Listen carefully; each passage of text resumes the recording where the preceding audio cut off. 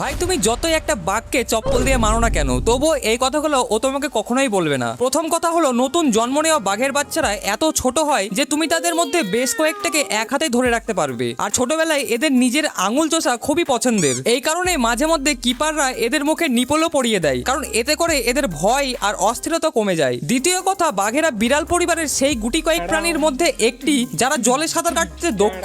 এরা একটানা 5 কিলোমিটারের বেশিও সাঁতার কাটতে পারে। কিন্তু জঙ্গলে এরা জলে তখনই নামে যখন শিকার করতে হয় বা নিজের শরীর ঠান্ডা করতে হয়। আর যেহেতু চিড়িয়াখানায় থাকাকালীন এদের এমন কোনো কাজ করতে হয় না, তাই এদের স্নান করা একদমই পছন্দ নয়। আর এই কারণেই এদের পরিষ্কার রাখার জন্য চিড়িয়াখানার লোকেরা এদের স্নান করানোর জন্য নানা রকম আইডিয়া আর জোগাড় করতে থাকে। আর সবচেয়ে ভয়ঙ্কর কথা হলো, একটা বাঘের লাফ আর ক্লাইম্বিং পাওয়ার এতটাই অসাধারণ যে চোখের পলক ফেলতে না ফেলতে 10 থেকে 15 ফুট পর্যন্ত লাফ দেওয়া এবং 25 থেকে 30 ফুট পর্যন্ত উচ্চতায় উঠে যাওয়া এদের কাছে ছেলে খেলা। এই কারণেই এদের জঙ্গলের সবচেয়ে ভয়ঙ্কর শিকারীদের একজন বলে গণ্য করা হয়। আর তোমার কি বাঘের বাচ্চা চাই? তাহলে এই ভিডিওটি লাইক করে কমেন্টে বাঘ লিখে দাও।